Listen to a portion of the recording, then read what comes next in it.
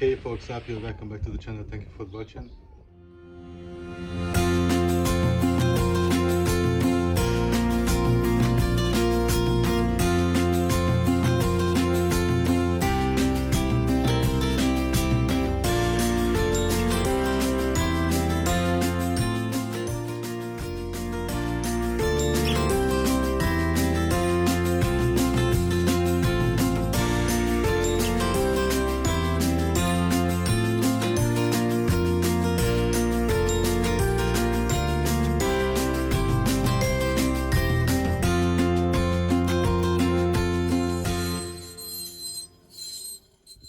In this episode I'm going to work at the Suzuki gsx-r Srad 750 98, the donor bike. What I'm gonna do, I was thinking I'm gonna take off the other side of the plastic again and the bottom part and maybe the rear as well to get completely strapped, and then I'm gonna have much easier access to clean her properly. Even here is some residue. I guess it was some kind of chain lubricant at one point, which got also on the bottom part, so that's gonna give much more room. And from here I also have to spray out a lot, so lose the cover as well. So then technically the cleaning itself gonna be way faster and easier. So let's get it done. Now most of the things are off. I did lose up most of the electric components as well. Here used to be the regulator, rectifier, starter relay and so on. So I can wash this part as well. And yeah, the cover is off. This side it's actually not too bad. This stick I'm gonna need to clean definitely. The inner side is also, I expected much more, to be honest, after the top side. And now I'm gonna apply some chemical solution to dissolve the greasy parts, and then gonna spray her off.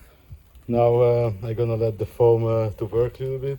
I did use a rim cleaner before already. Well, looks very different already. Unfortunately I couldn't reach every spot, but yeah, I guess it makes the trick and looks way better. So now I'm just gonna let her dry and then maybe gonna make one more round. Now the program is ended, and as you can see, even I did take off a lot of dirt before, it's got really nasty. So I just gonna replace the solution and gonna do one more round to be sure every small passageway is clean. Well, she's almost right here and there, so I'm gonna shot one more round.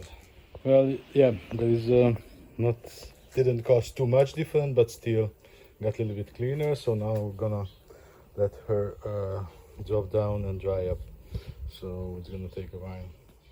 Now the soup is complete. I use different solution, that's why it's a little bit darker color, but that is not loaded with too much dirt already. There are some bits and pieces, but yeah. So now this part is complete. I'm gonna take. Now we can say she is dry, and now I'm gonna start to pull back the electric cable harness, hook up everything, and then technically can put back her together. Now she's shaping up. The bottom is back, the rear end is back, the other side is back, the tank is temporarily back. So now actually what's missing is this side and the throttle body and air filter house. So now a few cables still need adjustment because of the throttle body, and then we're gonna adjust again the throttle position sensor because I took it off. So finally the throttle body is complete. I'm gonna hook it up, hook up all the cables again, and check again the throttle body position. Then when actually the throttle body is back, the adjuster goes back to the right place, and I can finalize this side already. And then now the throttle body is on, all the connectors are hooked up, vacuum hoses, everything, and I did put on the new airbox. And of course, as my luck is, it fell down and broke piece of the front holder, but I hope it's still gonna hold on with a little bit bigger washer. If not, then I'm gonna maybe do one from out of the two airbox, but now it's just for the sensor to be sure there is no any FA light. So now as you can see, I activate the device. There is no code, so C00, that means all the sensors are hooked up, which is important for the bike to run, and now only the throttle position sensor needs to be adjusted. Now the adjustment is complete. The touch is on the middle.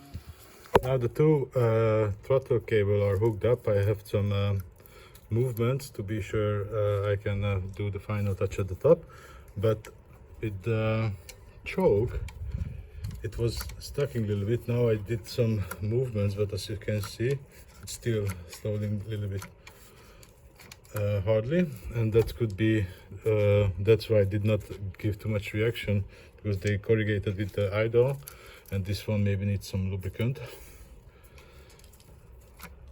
But now it's moving better, but still not going back as it should.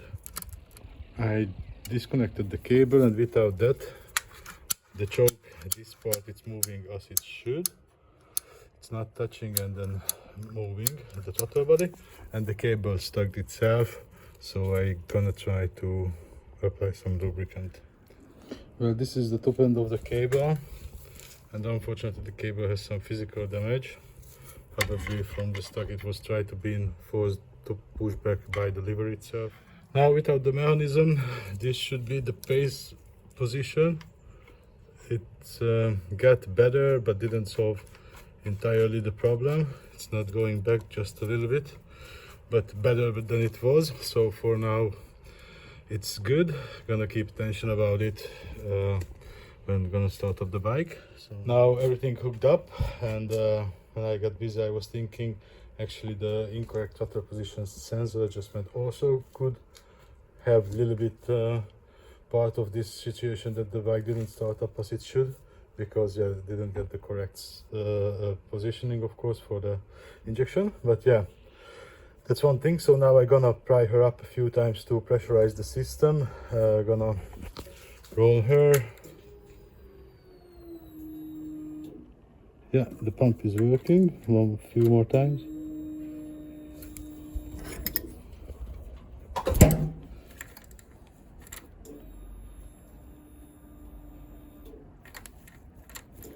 And yeah, the idle has been adjusted, so maybe she's not gonna start right away. Let's see.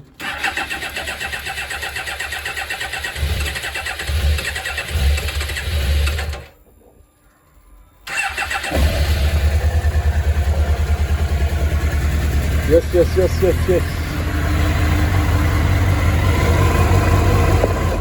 Now she reached the operating temperature, so that's good news. Now I can hook up the sync device and check the sync, but yeah, I'm gonna be curious how she's gonna start up when she's gonna be cold again, and obviously still needs to find the fuel leakage. So the warm start already, it's good. So now the engine cooled down, and let's see how she's gonna start up.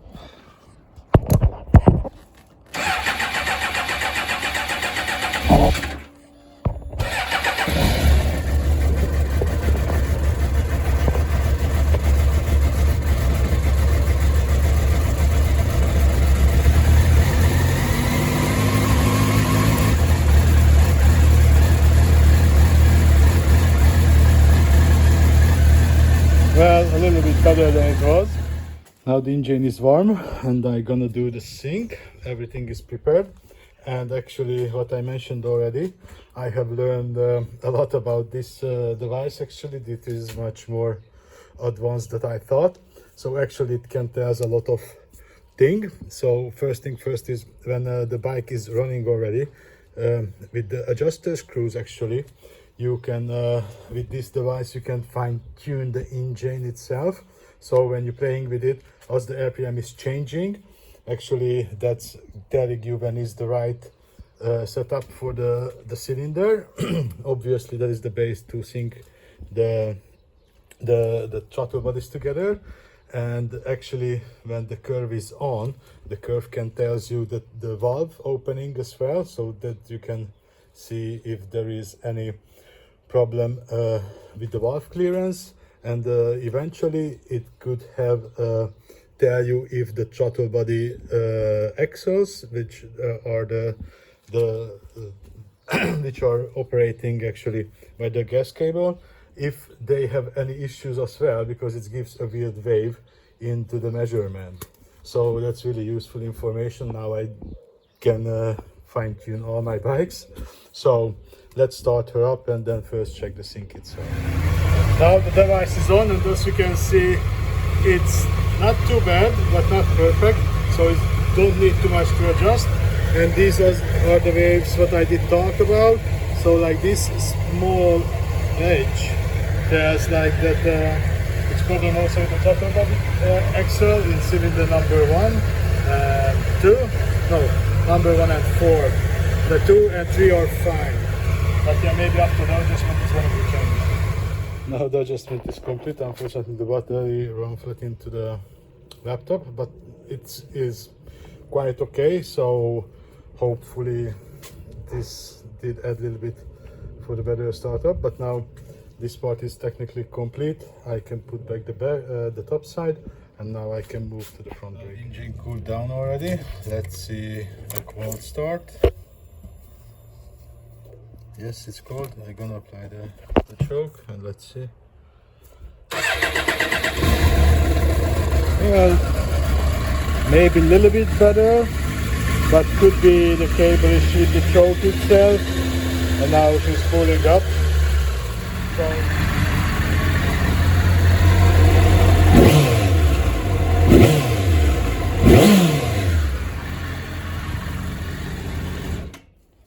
now the top end is finally complete. Everything checked, everything back together.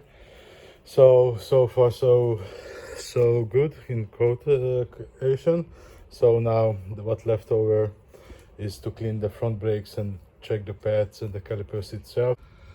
Now the right side is off, and as you can see, the pads are quite worn, but the pistons are not evenly out, so that could mean that maybe the wheel wasn't in the middle when they did torque it down. Pin was stuck, it was hard to pull out, it got rusted as well, and yeah, gonna need a little bit more clean, but yeah, still solvable. Now I did try to press them out to be able to clean them much more, and this one it's really stuck. These came out much sooner than this side, and as you can see, there is the rubber is out. So yeah, this caliper gonna need a rebuild. Now this side is complete back in one piece. I gonna check the other one, clean a little bit, and then thinking to take her out to a check just in case, to be sure I found all the problems with the bike. So let's go to another side. Now this side is complete as well. Yeah, luckily on this side there's no rubber run out, but yeah, if you gonna rebuild one side, you have to rebuild both.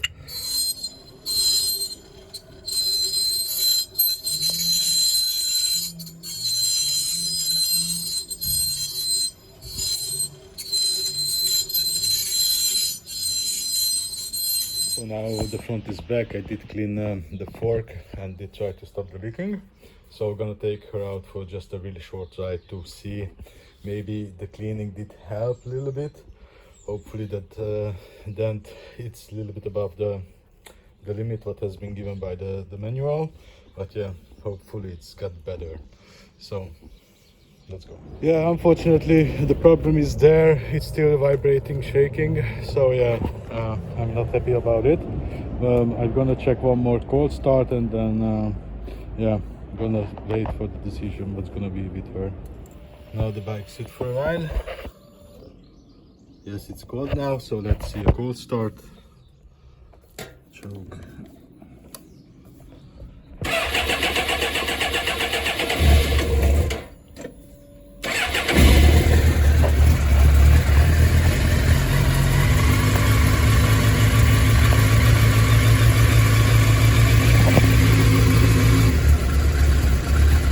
Well, I think got a little bit better, but yeah, this is what it is now.